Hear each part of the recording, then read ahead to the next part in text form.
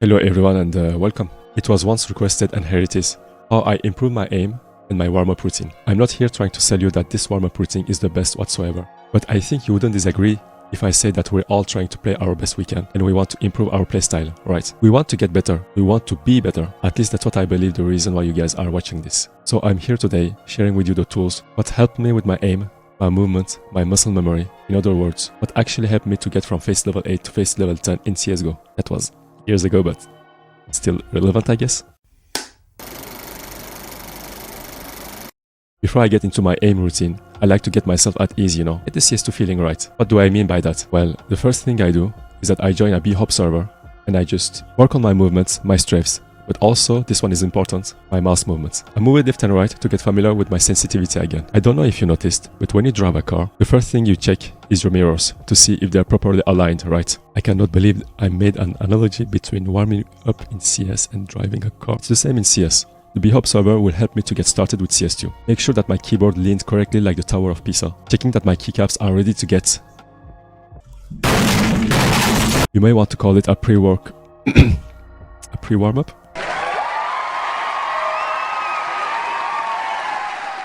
It's also the perfect moment to listen to some dope music.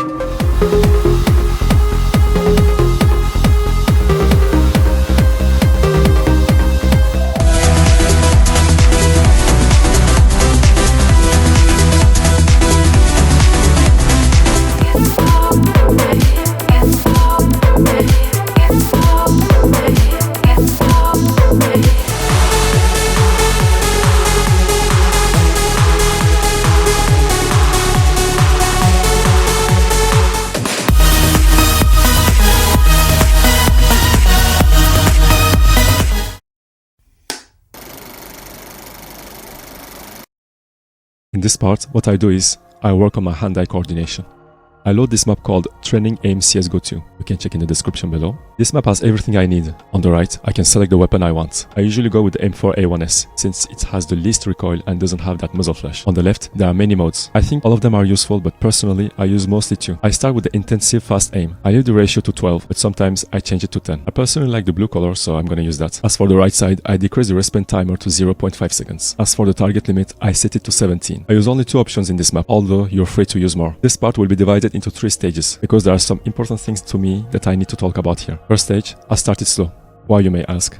Because I want to be conscious about my movements. It's going to be weird to say it that way, but I will say it anyway. I want to, quote, learn how my hand movement behaves in-game. For example, if I move my hand this much, I know that it will move that much in-game. I want to learn and memorize the feedback that CS gives me. At that spawns, I move my hand until the crosshair meets the dot, and I stop here. I take my time, at least for the first 50 dots. Second stage. This is where I just go along with the game and warm up normally. I consider this a little game where I just have to put my crosshair onto the targets. I usually try to do at least 100 or 200 if I feel like I need more warm up. It's also the perfect time to listen to some dope music again.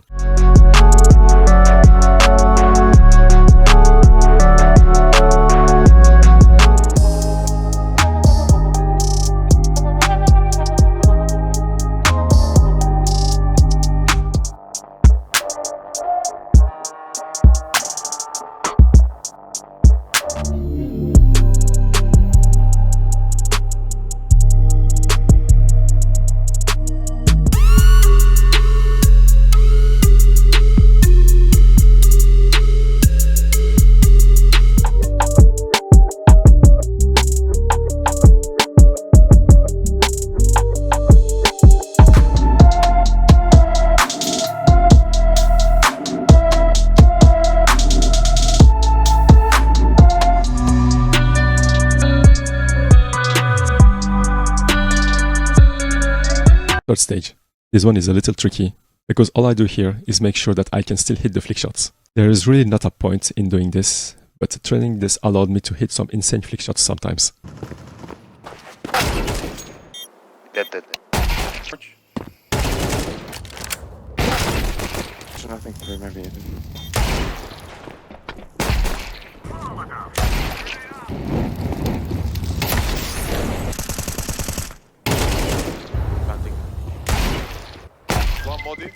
Modi.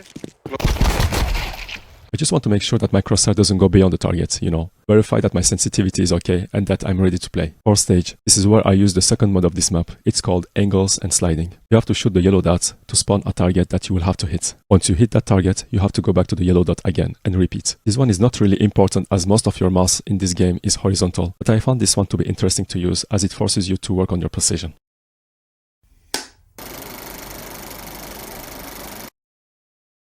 In this part, I will load a workshop map called Recoil Master. This is the CS2 version of the CSGO map with a more modern and fresh look. Although I find those blue lights a little bit distracting, but whatever. Oh, I set up this map. I start by locking my movement here. After that, I disable the green dots that are supposed to help me with my recoil control. I get the idea. Personally, I will disable it. Those green dots distracts me more than anything else. I will spawn a dummy target here and make sure that the no spread mode is enabled. What is no spread, you may ask? Well, I don't know if you noticed, but when you spray, you have like 3 bullets on average. It lands randomly. That's why I think it's better to keep the no spread enabled, so we can practice our spray control more consistently.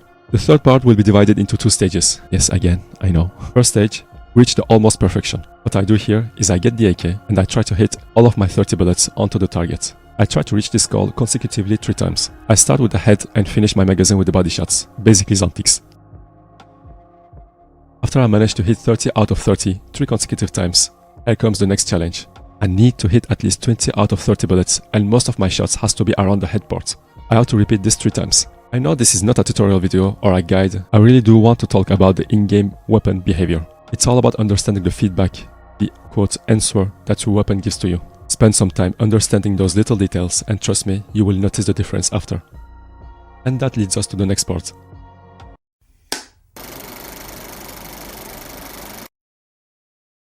For this part, I will load another workshop map called faceit/reflex training. In this map, you spawn as a CT player, where you're at the middle and you have to shoot the T's running at you with their knives, basically. You don't really need to stay in the middle, you can just no-clip yourself to a corner and I think it's better that way. On this map, the T's run everywhere, so this will allow me to work on my tracking. The key here is not to hurry and stay patient enough until your recoil resets. I also work on my spray transfers from one target to another. I do notice the difference in my aim when I started to work on my tracking more. It's not always that clean, even though I don't constantly hit my shots, my tracking got better, and my spread transfers got also better.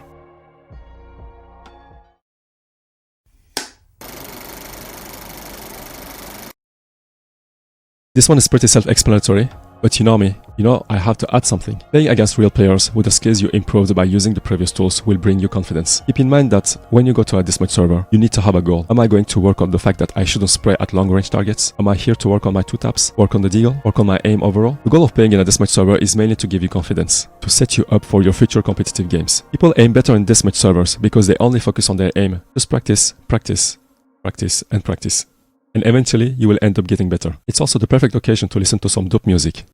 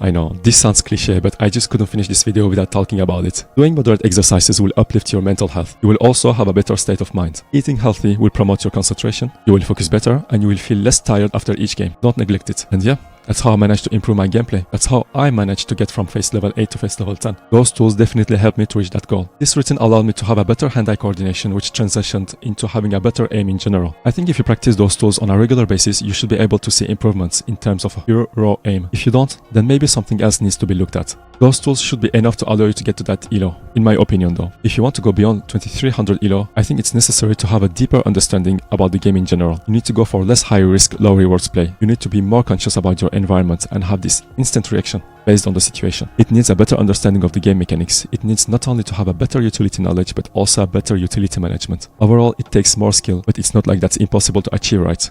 I hope you guys appreciated this video. If that's the case, you can help my channel grow by liking this video. If you like to share your opinion, you can always write a comment. If you want to support me, you can subscribe to my channel. We are on our way to reach 1000 subscribers. I cannot believe that's actually happening. Thank you so much for your support, and I hope for the best in everything. Until then, see you on the next.